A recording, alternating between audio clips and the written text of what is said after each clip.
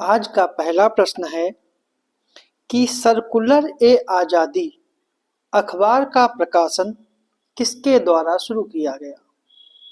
Option है तारकनाथ दास, रामनाथपुरी, बरींद्र कुमार घोष और भगत सिंह।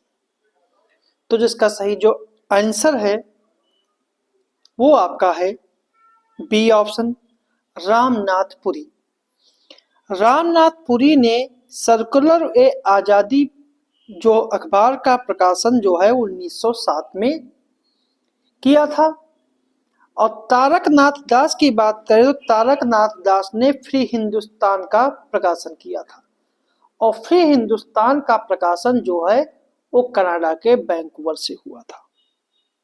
अगला प्रश्न है पानीपत के प्रथम युद्ध में बाबर के तोपखाने का नेतृत्व किसने किया।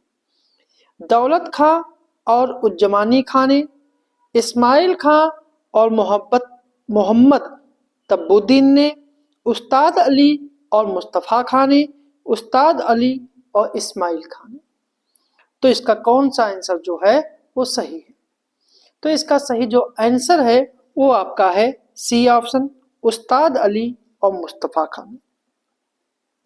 अगर हम पानीपत के युद्ध की बात करें तो यह युद्ध जो है वो 21 अप्रैल 1526 को बाबर और इब्राहिम लोदी के बीच हुआ था। इस युद्ध में इब्राहिम लोदी मारा गया। इस प्रकार मध्यकालीन भारत का यह वह पहला शासक था जो युद्ध स्थल में मारा गया। इब्राहिम लोदी के साथ उसका मित्र ग्वालियर नरेश विक्रमाजीत भी मारा गया। पानीपत के प्रथम युद्ध में बाबर की विजय का मुख्य कारण उसके तोपखाने और उसका कुशल नेतृत्व था।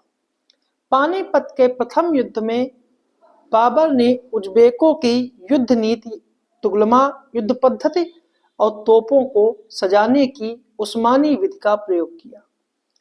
दो गाड़ियों के बीच व्यवस्थित जगह छोड़कर उसमें तोपों को रखकर चलाने की विधि को उस्मानी विधि कहते हैं। और इस विधि को उस्मानी विधि इसलिए कहा जाता है क्योंकि इसका प्रयोग उस्मानियों ने सफवी शाह इस्माइल के खिलाफ युद्ध में किया था। पानीपत के युद्ध में बाबर के तोपखाने का नेतृत्व उस्ताद अली और मुस्तफ़ा खां ने किया था। पानीपत के युद्ध में इब्राहिम लोदी की पराजय का मुख्य कारण एकता का अभाव, अकुशल नेतृत्व और अफगान सरदारों की क्षुब्धता थी।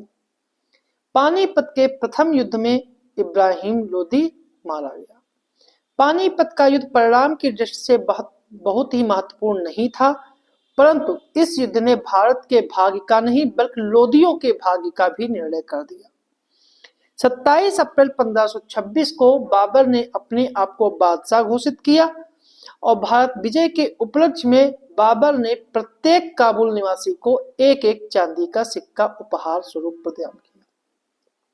अपनी इसी उदारता के कारण बाबर को कलंदर की उपाधि दी गई और इसी युद्ध में विजय का श्रेय बाबर ने अपने धनुर्धारियों को दिया। अगला प्रश्न है किस क्षेत्र के 9 पाषाण युगीन मानव भूमिगत गड्ढों में रहता था। मतलब किस क्षेत्र में 9 पाषाण युगीन मानव भूमिगत गड्ढों में रहता था। कर्नाटक, असम, कश्मीर और मध्य प्रदेश। तो इसका सही जो आंसर है वो आपका है सी ऑप्शन, कश्मीर। कश्मीर के झेलम नदी घाटी और स्वात नदी घाटी में आवासीय क्षेत्र में गड्ढों की प्राप्ति हुई, जिससे पता चलता है कि मानव जो है वो गड्ढों में भी रहता था। अगला प्रश्न है राजत्व की उत्पत्ति से संबंधित आरंभिक आख्यान किस ग्रंथ से मिलता है। इतरेय ब्राह्मण, शतपथ ब्राह्मण, गोपथ ब्राह्मण या फिर टांडय ब्राह्मण। जो इसका सही जो आंसर है वो आपका है ए ऑप्शन, इतरेय ब्राह्मण। राज की देवी उत्पत्ति संबंधी प्राचीनतम विवरण जो है इतरेय ब्राह्मण में मिलता है। देवासुर संग्राम में जब देवता बारंबार परास्त हुए तो उन्होंने सोम को अपना राजा बनाकर विजय की प्राप्ति के अन्य स्थान पर वर्णित की सभी देवताओं को के मिलकर इंद्र को राजा बनाया। ठीक है। अगला प्रश्न है किस प्रमुख शिलालेख में अशोक ने धम्म का वर्णन किया है। बृहद शिलालेख 5, 8, 10 या फिर 11। जिसका सही जो आंसर है वो आपका है डी ऑप्शन 11। अगला प्रश्न है, पुर्तगालियों ने अपनी पहली फैक्ट्री निम्नलिखित में से कहाँ स्थापित की थी? कन्नूर, बेलपट्टी, कालीकट या उपयुक्त में से कोई नहीं। तो जो इसका सही जो आंसर है वो आपका है सी ऑप्शन कालीकट। पुर्तगालियों ने पहली फैक्ट्री जो है 1500 में कालीकट में स्थापित हुई, लेकिन वहां के शासक जेमोरिन ने इसे बाद में बंद कर दिया। पुर्तगालियों ने भारत में अपना दूसरा कारखाना 1501 में कोचीन में लगाया, ठीक है। और पुर्तगाली पहली बार 1948 में भारत 1498 में भारत में आए, और जबकि वास्को डी गामा ने कन्नौर में एक व्यापारिक केंद्र स्थापित किया था। अगला प्रश्न, निम्नलिखित में से किसको दोहरे गुंबद का प्राचीनतम उदाहरण माना जाता है? हुमायूं का मकबरा दिल्ली, जामा मस्जिद फतेहपुर सीकरी, मोती मस्जिद आगरा, इत्माउद्दौला का मकबरा आगरा। तो कौन सा माना जाता है? तो जो इसका सही जो आंसर है वो आपका है ए ऑप्शन हुमायूं का मकबरा दिल्ली। हुमायूं के मकबरे की संपूर्ण विशेषता उसका 140 फीट ऊंचे गुंबद हैं, जो भारत में उभरी हुई दोहरी गुंबद का पहला नमूना है। गुंबद की तुलना समरकंद में बने तिमूर या बीबी खानम के मकबरे से भी की जाती है। मतलब हुमायूं के मकबरे की तुलना जो है समरकंद में बने बीबी खानम या तिमूर के मकबरे से की जाती है। अगला प्रश्न है, बंगाल के किस सूबेदार की आज्ञा से फ्रांसीसियों ने 1673 में चंद्रनगर में फैक्ट्री स्थापित की? शाइस्ता खां, सरफराज खां, अली वर्दी खां या फिर मुर्शिद कुली खां? तो जो इसका सही जो आंसर है वो आपका है ए ऑप्शन शाइस्ता खां। फ्रांसीसी ईस्ट इंडिया कंपनी 17वीं शताब्दी के अंतिम चरण में पहुंच सकी थी, और जबकि 1673 में चंद्रनगर में बंगाल के सूबेदार शाइस्ता खां की अनुमति से एक कोठी स्थापित की। 17वीं शताब्दी के अंत तक फ्रांसीसी कोठियां पटना, ढाका, कासिम बाजार, बालासोर में स्थापित हो चुकी थी, ठीक है। शोभा सिंह और रहीम खान के विद्रोह के समय फ्रांसीसियों ने चंद्रनगर में किलेबंदी की और इसका नाम फोर्ट ऑरेलियंस रखा था। अगला प्रश्न है, निम्नलिखित में से किसने हिंदुत्व नामक पुस्तक लिखी? मदन लाल ढींगरा, अरविंद घोष, श्यामजी कृष्ण वर्मा और वीडी सावरकर। जो इसका सही जो आंसर है वो आपका है डी ऑप्शन वीडी सावरकर, ठीक है। वीडी सावरकर ने हिंदुत्व के अलावा हिंदू राष्ट्र दर्शन, मैजनी चरित्र, काला पानी, 1857 का स्वतंत्रता समर, हिंदू पद पातशाही पुस्तकें भी लिखी। अगला प्रश्न है, निम्नलिखित कथनों पर विचार कीजिए कि कॉलिन मैकेंजी ने हम्पी का पहला सर्वेक्षण मानचित्र तैयार किया और मैकेंजी भारत का पहला सर्वेयर बना। तो कौन सा कथन सही है? केवल एक, केवल दो, दोनों या दोनों नहीं? जो इसका सही जो आंसर है वो आपका है सी ऑप्शन दोनों। मैकेंजी जो है एक अभियंता था, सर्वेक्षक था और मानचित्रकार था। 1815 में यह भारत का पहला सर्वेयर जनरल बनाया गया। अगला प्रश्न है, निम्नलिखित में से किस शासक ने झरोखा दर्शन प्रथा की शुरुआत की? अकबर, जहांगीर, शाहजहां, औरंगजेब। तो जो इसका सही जो आंसर है वो आपका है ए ऑप्शन अकबर। अकबर द्वारा शुरू की गई झरोखा दर्शन की प्रथा का उद्देश्य जो था वो जन विश्वास के रूप में शाही सत्ता की स्वीकृति और विस्तार देना था। झरोखा दर्शन को औरंगजेब ने बंद कर दिया था। अगला प्रश्न, निम्नलिखित किलों में से ब्रिटिश ने किसका निर्माण सबसे पहले किया था? Fort William, saint fort George, fort saint David या फोर्ट सेंट एंजेलो? तो जो इसका सही जो आंसर है वो आपका है B option fort saint George. कि फोर्ट सेंट जॉर्ज का निर्माण जो है वो 1644 में किया गया था और यह मद्रास में स्थित है। फोर्ट विलियम का जो किला है यह 1700 में तैयार किया गया था और इसके देखरेख जो है वो चार्ल्स मेयर ने की थी। फोर्ट सेंट डेविड जो है वो पूर्व में मराठा संपत्ति थी और मराठों ने 1690 में इसे अंग्रेजों को बेच दिया था। फोर्ट सेंट एंजेलो का निर्माण केरल में पुर्तगालियों के द्वारा किया गया था, ठीक है। और इसका निर्माण जो है पुर्तगालियों के द्वारा किया गया था और उसमें जो निर्माण इसका जो है 1505 में किया गया था। और इसका इससे पहले 1505 में फ्रांसिस डी अल्मीडा के द्वारा किया गया था। ठीक है, तो ब्रिटिशों ने सबसे पहले जो है फोर्ट सेंट जॉर्ज जो है वो 1644 में किया था, जो यह चेन्नई या मद्रास में स्थित है। अगला प्रश्न है, a bunch of old letters यानी पुराने पत्रों का पुलिंदा नामक पत्र संकलन का प्रकाशन किसने किया? राजेंद्र प्रसाद, जवाहरलाल नेहरू, सरदार वल्लभ भाई पटेल या फिर सरोजनी नायडू? तो जो इसका सही जो आंसर है वो आपका है बी ऑप्शन, जवाहरलाल नेहरू। महात्मा गांधी हरिजन नामक अपने अखबार में उन पत्रों को प्रकाशित करते थे जो उन्हें लोगों से मिलते थे। जवाहरलाल नेहरू ने राष्ट्रीय आंदोलन के दौरान उन्हें लिखे गए पत्रों का संकलन तैयार किया और उन्हें बंच ऑफ ओल्ड लेटर्स के नाम से उन्हें प्रकाशित किया।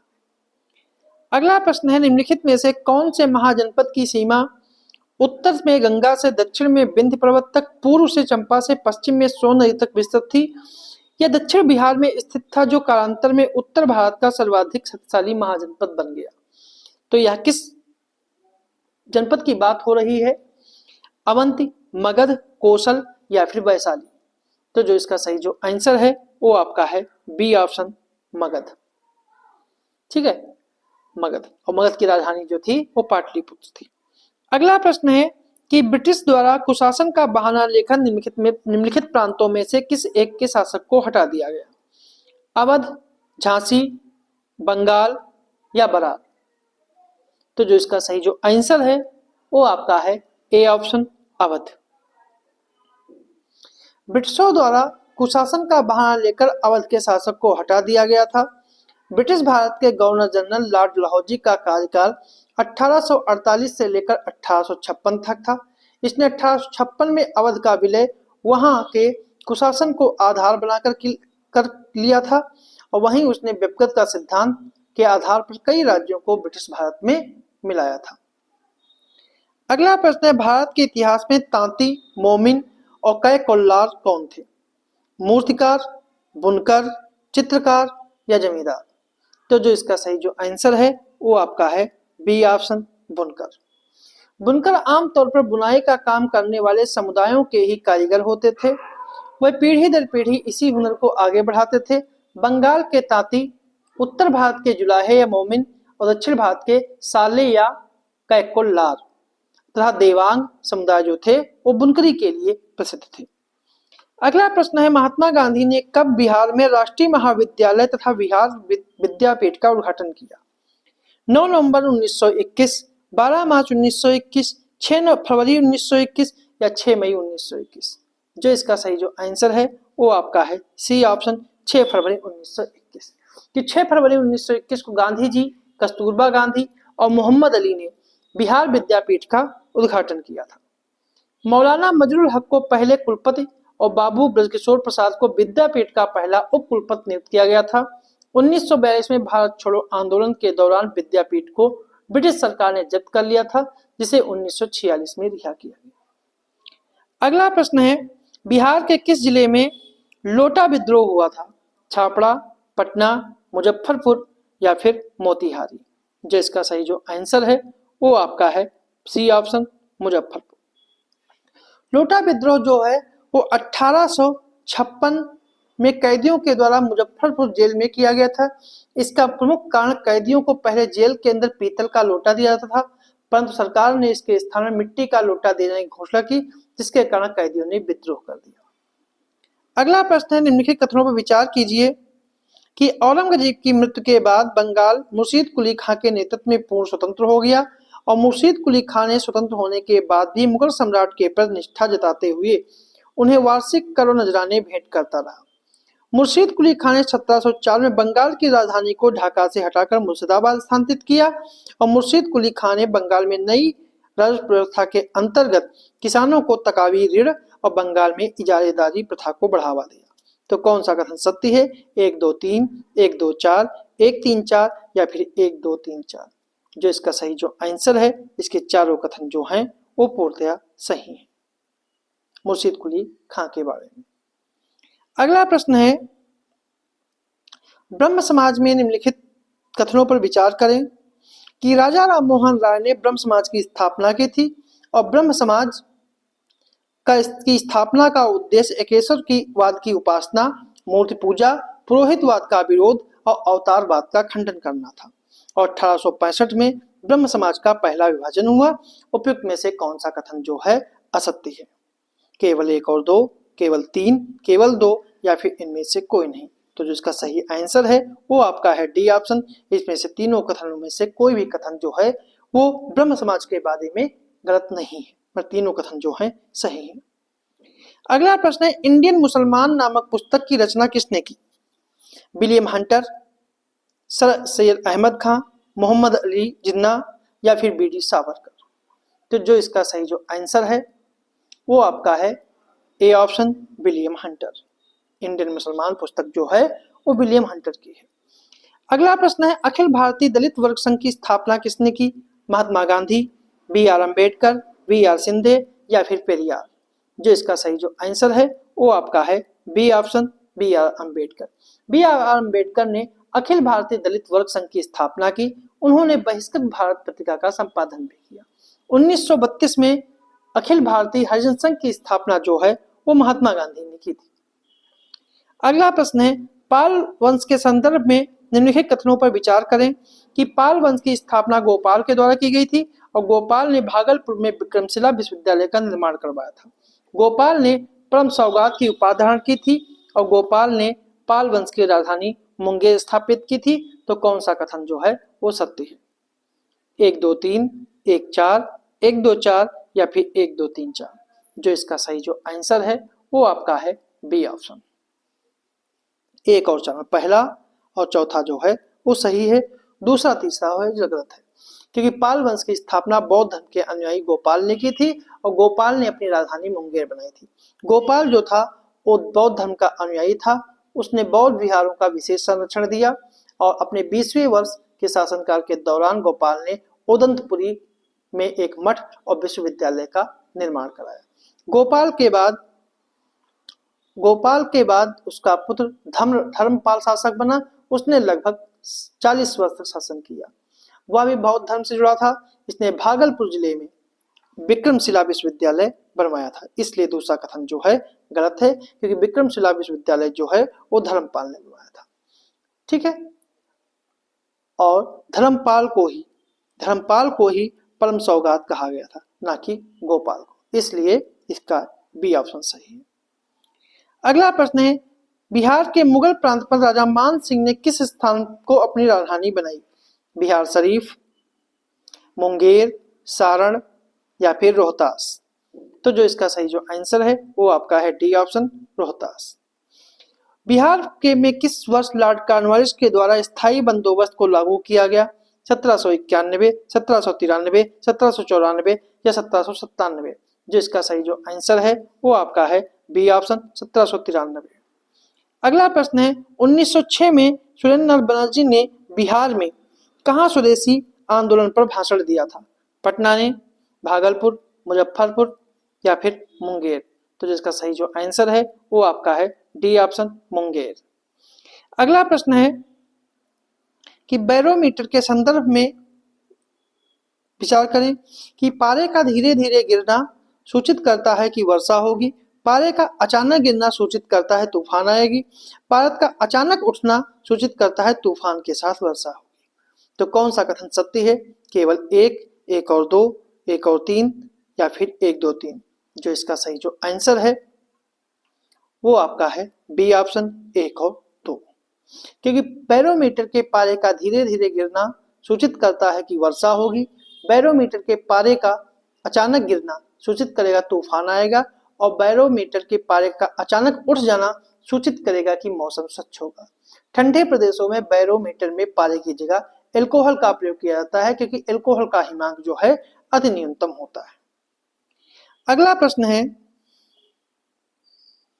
निम्नलिखित में से कौन सी तरंग विद्युत चुंबकीय नहीं है? एक्स तरंगे, ध्वनि तरंगे, अवरक्त विकिरण या फिर पराबैंगनी किरणें। तो जो इसका सही जो आंसर है वो आपका है बी ऑप्शन, ध्वनि किरणें। अगला प्रश्न है, कि प्रकंद, अदरक, कंद, आलू, धनकंद, केसर, सलकंद, लहसुन। तो इसको सही क्रम के अनुसार लगाना है। ठीक है, तो इसका सही जो आंसर है, प्रकंद जो है वो अदरक है, कंद जो है आलू है, धनकंद जो है केसर है, सलकंद जो है वो लहसुन है। तो इसका सही आंसर जो है वो ये ऑप्शन है, क्योंकि प्रकंद में केला, कमल, अदरक, हल्दी आते हैं, कंद में आलू आता है, धनकंद में अरबी, कचालू, जिमीकंद और केसर आता है, सलकंद में प्याज और लहसुन आता है, ऊपरी भूस्तरीय में घास, स्ट्रॉबेरी और मरसीली आता है, अंततः भूस्तरीय में गुलदाउदी, पुदीना और गुलाब आते हैं, स्तंभ प्रतान में अंगूर और लौकी आते हैं। ये सब एक प्रकार के तने हैं। अगला प्रश्न है, चालक का प्रतिरोध निर्भर करता है लंबाई पर, क्रॉस सेक्शन के क्षेत्र पर, कंडक्टर की सामग्री पर या फिर उपरोक्त सभी। तो जो इसका सही जो आंसर है वो आपका है डी ऑप्शन, उपरोक्त सभी। अगला प्रश्न है, विभवांतर को मापने के लिए उपयोग किए जाने वाले उपकरण को क्या कहते हैं? पोटेंशियोमीटर, एमीटर, गैल्वेनोमीटर या फिर वोल्टमीटर। तो जो इसका सही जो आंसर है वो आपका है डी ऑप्शन, वोल्टमीटर। अगला प्रश्न है कि निम्नलिखित कथनों पर विचार कीजिए कि ऐसे पदार्थों के विलयन जो अम्लीय, क्षारीय, उदासीन विलयन के विभिन्न रंग दर्शाते हैं उन्हें सूचक कहते हैं। अम्ल और क्षारक एक दूसरे को उदासीन कर लवण बनाते हैं। अम्ल नीले लिटमस को लाल और क्षारक लाल लिटमस को नीला कर देता है। तो उपरोक्त में से कौन सा कथन जो है गलत है? केवल एक, केवल दो, केवल तीन या फिर में से कोई नहीं। जो इसका सही जो आंसर है वो आपका है डी ऑप्शन, इनमें से कोई नहीं, मतलब तीनों कथन जो हैं वो सही है। अगला प्रश्न है, निम्नलिखित कथनों पर विचार करें कि धातु अपारदर्शी होते हैं, सभी धातु उष्मा और विद्युत के सुचालक होते हैं, धातुएं पारा में घुलकर अमलगम बनाती हैं। तो कौन सा कथन सत्य है? एक और दो, दो और तीन, केवल एक और तीन या फिर एक, दो, तीन। जो इसका सही जो आंसर है वो आपका है डी ऑप्शन, इसके तीनों कथन जो हैं वो सही हैं। तो ये थे हमारे आज के कुछ प्रश्न।